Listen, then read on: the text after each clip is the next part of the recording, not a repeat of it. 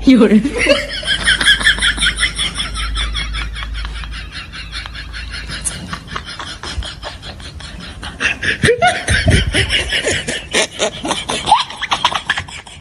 হাসান এতদিন বলেছে যে নারী পুরুষতান্ত্রিক সমাজ ব্যবস্থা হয়ে গেছে, পুরুষতান্ত্রিক সমাজ ব্যবস্থাকে ধ্বংস করে দিতে হবে।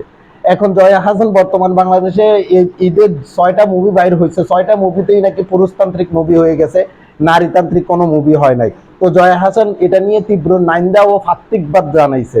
জয়া হাসান বুঝাইতে চাইছে যে নারী কেন্দ্রিক মুভি কেন হবে না, শুধুই কেন পুরুষ কেন্দ্রিক মুভি হবে। তো এখন এই জয়া হাসান তারা কিন্তু বিয়েও বসে নাই, বিয়ে যেই একটা বসছে এটা গেছে এখন প্রায় 55 থেকে 56 বছর বয়স।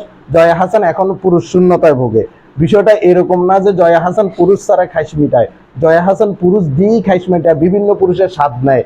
দিন শেষে তারা পুরুষতান্ত্রিক সমাজ ব্যবস্থা, পুরুষ কেন্দ্রিক মুভি, এই সেই ইত্যাদি ইত্যাদি বলবে। কিন্তু আপনি দেখেন আমাদের পার্শ্ববর্তী দেশে এত মুভি, এত ইয়ে হয়, পুরুষদেরকেই বেশি হাইলাইট করা হয়, কিন্তু ওই দেশে কিন্তু কে প্রশ্নগুলো তোলে না। জয়া হাসান কিন্তু বেশিরভাগ সময় কলিকাতা হারবালের দেশে থাকে, ওইখানে হারবাল খাইয়ে তারপরে পুরুষতান্ত্রিক সমাজ ব্যবস্থা, পুরুষ কেন্দ্রিক মুভি বলে চিৎকার চেঁচামেচি করে।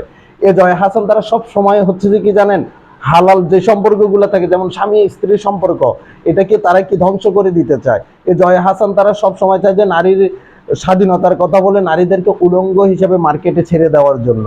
এ জয়া হাসান তারা চায় যে নারীরা যাতে 24 ঘন্টা অশ্লীলতায় ডুবে থাকে সেই দিকে নজর দিতে। এ জয়া হাসান তারা চায় যে নারীরা যাতে বাজারের পণ্য হিসাবে ব্যবহৃত হয় স্বাধীনতার কথা বলে। এ জয়া হাসান তারা চায় যে নারীদেরকে স্বাধীনতার কথা বলে তাদের শরীর প্রদর্শন করাতে। এ জয়া হাসান তারা শুধু এতটুকুই ক্ষান্ত হয় না, এ জয়া হাসান তারা বিভিন্ন পুরুষের স্বাদ গ্রহণ করে। এক পুরুষে তারা চায় যে কোনো নারী যাতে সন্তুষ্ট না থাকে, তারা স্বামীর সাথে আজীবন সংসার করাকে মনে করে যে পুরুষ কর্তৃক নারী শাসিত হচ্ছে। আর তারা বিভিন্ন পুরুষের স্বাদ গ্রহণ করাকে, যেটাকে আমরা বাংলা ভাষায় বলে পতিতাবৃত্তি, তারা এটাকেই বলে যে নারীর স্বাধীনতা। যেটা পশ্চিমা কান্ট্রিগুলোতে চলে যে বিয়ে ছাড়া অবৈধ বাচ্চা নেওয়া, সেটাই জয়া হাসান তারা বিলম্ব করে।